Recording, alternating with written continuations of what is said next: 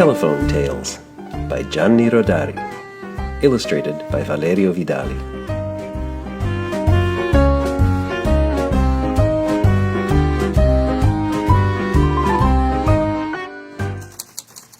Once upon a time, well, actually, let's say 100 upon a time, because this story starts 100 years ago in 1920. That was the year a little boy was born in a small town in the very northern part of Italy. His name was Gianni. That's like Johnny in English, but in Italian it's spelled Gianni. Gianni was a small, shy boy who loved language and music. He read any book he could get his hands on. Words were Gianni's best friends, and he loved to play with them. Under a stairway in his house, Gianni built his own private puppet theater. It was a secret place for dreaming up magical stories and imaginary worlds. Gianni did so well in school that when he was just 17, he became a school teacher himself. When he was a little older, he got a job as a newspaper reporter, and then he got a lucky break that changed his whole life. The newspaper needed someone to run its children's magazine. And guess who got the job? Gianni started writing poems and stories for children, and pretty soon he was writing entire books.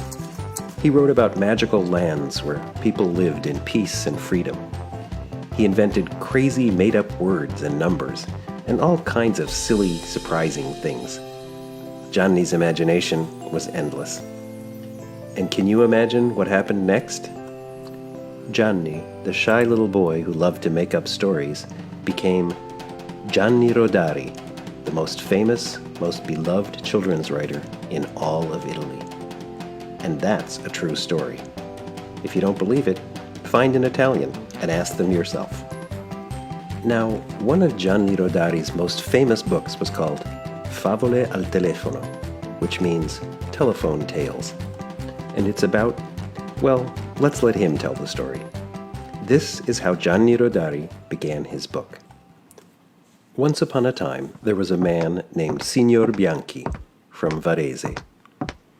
He was an accountant who worked as a traveling salesman, and 6 days out of every 7, he crisscrossed all of Italy, east, west, south, north, and central, selling pharmaceuticals. Every Sunday he returned home, and Monday morning he set out again on his rounds. But before he left, his daughter always told him, "Remember, Papa, a story every night before bed." That little girl couldn't sleep without a bedtime story, and her mama had already told her all the stories she knew, most of them 3 times already.